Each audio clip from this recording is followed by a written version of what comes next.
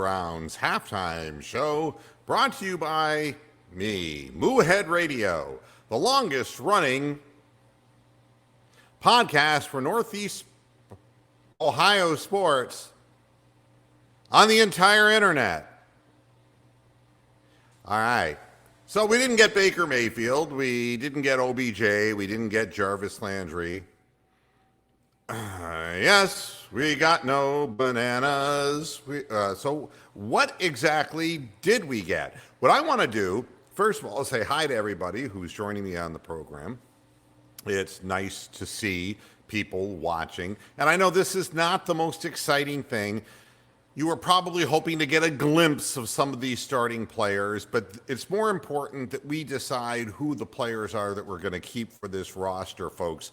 And there are a few players who have done themselves no favors whatsoever. We'll start with Greg Joseph, who just flat out blows. Can we please move on? I don't know. I mean, we cannot allow a person of this ineptitude to cost us more games this season. That's numero uno. But there are other people who really hurt themselves more. Demetrius Harris, holding penalty, drop pass, looked awful.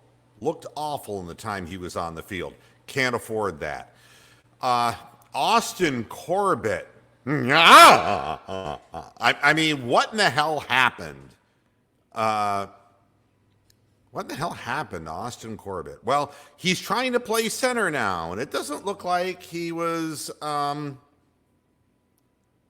any better at that than he was playing guard. I mean, here's the bottom line, folks. When you snap three balls away from the quarterback in the shotgun formation, one even went off his leg, and he tried the one-handed catch, and it spiked on the ground, and it bounced back up to Gilbert, thank goodness, but just awful. Just really bad. Yeah, exactly. I mean, we can start showing some of the comments that are coming in from the chat room. Hey, and there's Cindy Sanders, one of the 3 female viewers that I have. Good to see you. Rick, who is one of our regulars on the regular Moohead Radio program. Too many penalties, lots of missed tackles on Colts TD drive. Let me talk about Mac Wilson, another guy who's not doing himself favors today. For all the positive talk that's come out of camp, he's made some bad plays. One, he got beat badly in open space. And granted, it was against, their starting tight end. But still, the missed blitz tackle was particularly Barkevius Mingo-esque. Jake is pointing something out. I can't see how Montgomery and Jalen Strong don't make this roster, okay? I don't see it. I mean, they're catching everything that's thrown to them, for God's sakes. They're doing everything that could be asked of them. And unless it's just a flat-out numbers game where we need something else somewhere else, those guys, I think, have definitely earned it. We're getting this from Derek Frisbee. The more I see Gilbert, the more he grows on me. But then again, funguses do too.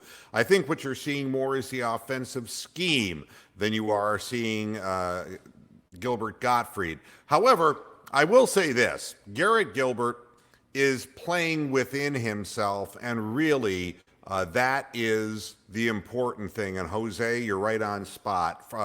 The offense does look like conceptually it's getting men open, it's confusing the defense, and Gilbert is just making the basic reads, not trying to go for more.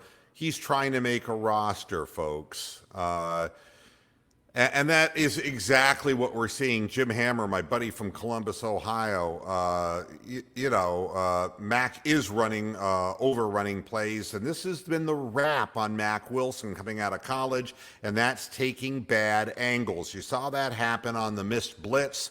You're seeing him going in the wrong direction too often. He's seeing a point of attack that is simply not there. And again, you're seeing the value of Hollywood Higgins. Higgins obviously playing really good football. He's a cinch. We all know that. Uh, and is he really, Rick? Or is this just a way to shop the young man and give him a chance to see something around the league? I think he's better than Drew Stanton. I don't think that's saying a hell of a lot, but I think he's better. All right. And I think that is the way it's put, Bronk, in England. Gilbert is game managing. Yeah. Well, I mean, he's completing a high percentage of his passes. He's putting the ball where it needs to be thrown. It was a great throw to Montgomery, a great catch over the middle, all set up so that idiot Greg Joseph can go like that and miss the thing right all over again. The Frisbee Meister is saying OBJ, Landry Higgins, and Callaway, if no weed, are strong. Hey, I like the guys we're seeing here. I like Jalen Strong, and I like Montgomery. And the reason I like them is they're running crisp enough patterns, but they're holding on to the ball. They can catch the football. I think it's very well conceivable that those two players have better hands than Antonio Callaway. So, again, the Colts are much better than the Redskins. I'm watching this on NFL Network, as many of you are, and they had trouble running the ball this preseason. They're still not running the ball particularly well. They're not converting third downs particularly well. And they're committing penalties in a major kind of way. So I'm not impressed with what I'm seeing, but what I'm seeing Brissett doesn't really, this guy, to me, is a check down quarterback at best. He doesn't read the field well. And without Andrew Luck, this team has no chance. Just as the way I feel and you all feel without Baker Mayfield, neither do I. Philip Slauson, a former Canton, Ohio resident. The Jugs machine has a stronger leg than Joseph. Quite honestly, anybody who is cast in a pirate movie, forget it. I'm not even going to go there. Greg Joseph is bad, all right? That was going to be a sad amputee joke, but we're not even going to go there. And I don't know. Gilbert's time in the Alliance and working with Steve Spurrier, not making bad plays. How much of this is him?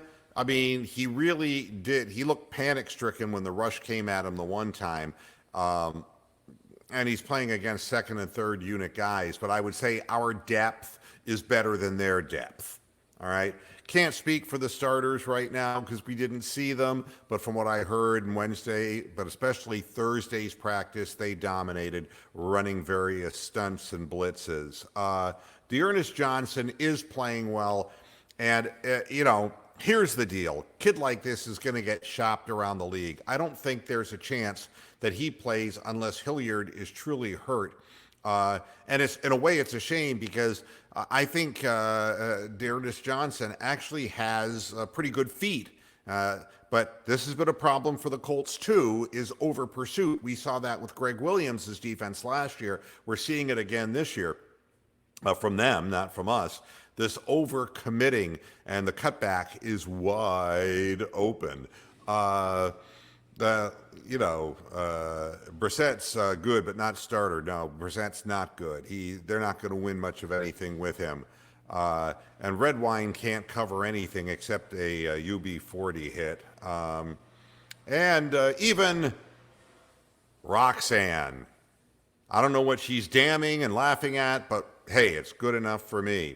So if you said to me, who's really helped themselves in this whole thing, Dearness Johnson, even if it's a shop, for another team or playing on the practice squad, possibly. And I say, again, Strong and Montgomery have tightened. We don't need to see much of Sheehy Giuseppe at this point. We're not, we're going to see him in the second half. He did return one punt for 2 or 3 yards. That's all we saw of him. Those guys helped themselves. I was shocked to see Jannard Avery out with the second and third stringers. I don't know what's up with that, but I'm surprised. Jannard Avery is playing with low-level players, and I'm not sure what that's all about. We were seeing a Darius Thomas who didn't look particularly well on the field either, but he was actually in the game earlier than Jannard Avery, which, again, surprises me considerably. you know, I don't know from a defensive perspective on the defensive line. Zettel is in the backfield. We saw that. There was not. It's hard for me really to know because the Indianapolis Colts cheerleaders, I mean announcers, not really good at identifying Cleveland Browns players and the way the game's being telecast. It's not helping as far as seeing what numbers are doing what.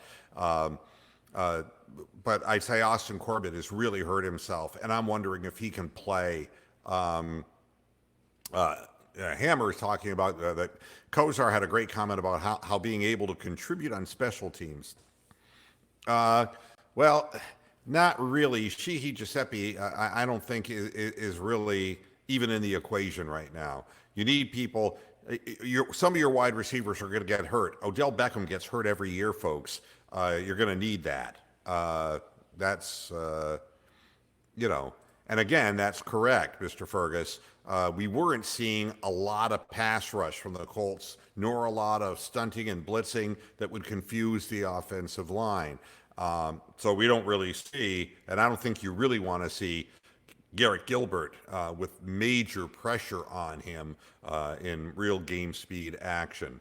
Philip Slauson is coming back and saying trade Schobert and TJ Carey not needed. Well, I know he has Schobert is not going to be traded, but it's going to be interesting who lines up at what position.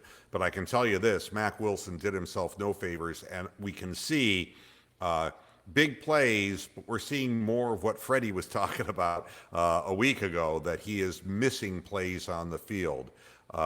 Derek Frisbee getting carried away. I could broadcast this game better. Get your laughs in, Bronk and Moo. Well, I'm not sure I'm laughing. And Kosar does look really thin, but he is at least not slurring his speech, which was nice for me to see the last time I saw Bernie on last week. What I can tell you is this. This is not like exciting rah-rah kinds of football. This is nuts and bolts stuff. Guys are trying to make the squad. Number 34 on special teams, Robert Jackson, I believe, made a great play upending a guy on a kick return. I thought that was really good. I have not seen Taki in the game, Brian. I've not seen him on the field. I'm trying to make out linebacker numbers. We've got Jannard, who's 55, Adarius, who's 57, and I'm looking for Taki at number 44, nowhere to be found on the football field today.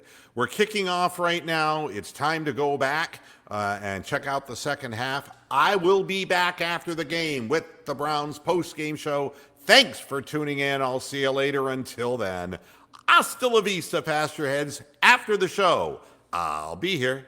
Bye-bye.